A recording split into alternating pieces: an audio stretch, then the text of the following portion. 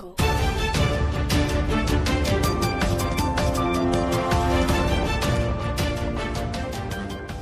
रहमानिर्रहीम नहमदुहु व नुसल्ली अला रसूलिहिल करीम अम्मा बाद।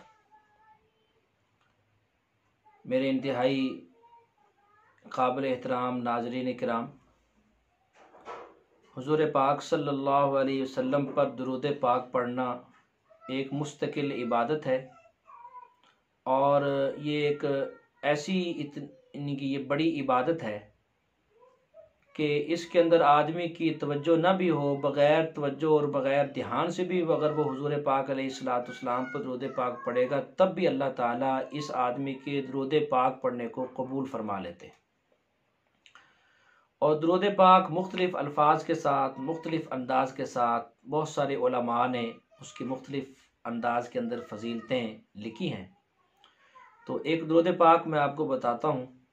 वो दुरूद पाक है अल्लाहुम्मा सल्लि अला मुहम्मदिन अब्दिका व रसूलिका व सल्लि अलल मुमिनीन वल मुमिनात वल मुस्लिमीन वल मुस्लिमात। बस तो ये आदमी 300 बार इसको कम अज़ कम हफ्ते के अंदर एक दफ़ा ज़रूर पढ़े। तो इसकी फ़जीलत क्या होगी? इसकी फ़जीलत ये होगी कि एक तो ये है कि अल्लाह ताला इस आदमी के माल को बढ़ा देंगे, माल के अंदर इजाफ़ा फरमा देंगे। और दूसरा इसका फ़ायदा ये होगा कि बाद दफ़ा पाँव सो जाते हैं, हाथ पाँव सो जाते हैं, उसको सोना भी कहते हैं कि ज़्यादा देर एक ही जगह पर बैठे रहने की वजह से पाँव सो गया या हाथ सो गया। तो अगर इस दुरूद पाक को आप 300 मरतबा पढ़ेंगे तो वो हाथ पाँव ठीक हो जाएगा। और तीसरी चीज़ इसके अंदर यह भी है कि अगर कोई चीज़ आप भूल रहे हैं जो आपको याद नहीं आ रही तो 300 बार इस दुरूद पाक को पढ़ेंगे तो इंशाअल्लाह ताला जो चीज़ भी आप भूले हुए हैं वो चीज़ आपको ज़हन के अंदर दोबारा आ जाएगी, उसकी याद आ जाएगी। और चौथी चीज़ इसकी ये है कि अल्लाह ताला इसकी बरकत से 300 बार पढ़ने की बरकत से अल्लाह ताला उसके बाद की जाने वाली हर दुआ को ज़रूर कबूल फरमाते हैं। एक तो ये दुरूद पाक है। और दूसरा एक दुरूद पाक और है कि वो है कि हुज़ूर पाक सल्लल्लाहु अलैहि वसल्लम की ज़ियारत अगर आप करना चाहते हैं तो उसके लिए थोड़ी सी आप मेहनत करेंगे तो ख्वाब के अंदर अल्लाह ताला हमें इस बात की तौफीक अता फरमाएंगे कि हमें हुज़ूर पाक सल्लल्लाहु अलैहि वसल्लम की ज़ियारत शरीफ हो जाए।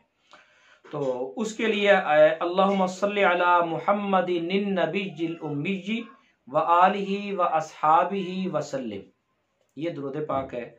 इस दुरूद पाक के अंदर इसको पढ़ने की तरतीब ये है कि 2 रकत नफल नमाज पढ़ें शब जुमा को।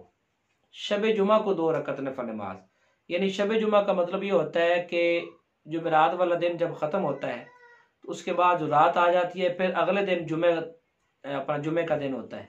तो ये जो दरमियान के अंदर रात है, इस रात को शब जुमा होती है। तो ये इस शब जुमा को 2 रकत नफल नमाज आपने पढ़नी है और हर रकत के अंदर 11 मरतबा आयतुल कुर्सी और 11 मरतबा ही सूरत इखलास पढ़नी है। हर रकत के अंदर सूरत फातिहा पढ़ेंगे, सूरत फातिहा पढ़ने के बाद 11 मरतबा आयतुल कुर्सी पढ़ेंगे और 11 मरतबा सूरत इखलास पढ़ेंगे, फिर रुकू करेंगे। फिर इसी तरह दूसरी रकत भी इसी तरह पढ़ेंगे और सलाम फेरने के बाद 100 दफ़ा ये दुरूद पाक पढ़ेंगे जो मैंने अभी आपको सुनाया है। तो इस तरीके से इसको पढ़ने की तरतीब है और इसकी फजीलत यही है कि आप इसको एहतमाम के साथ हर शब जुमा को एहतमाम के साथ पढ़ते रहें। इंशाअल्लाह ताला किसी न किसी मौके पर ख्वाब के अंदर हमें हुजूर पाक सल्लल्लाहु अलैहि वसल्लम की ज़ियारत नसीब हो जाएगी। अल्लाह ताला हमें इस पर अमल करने की तौफीक अता फरमाए।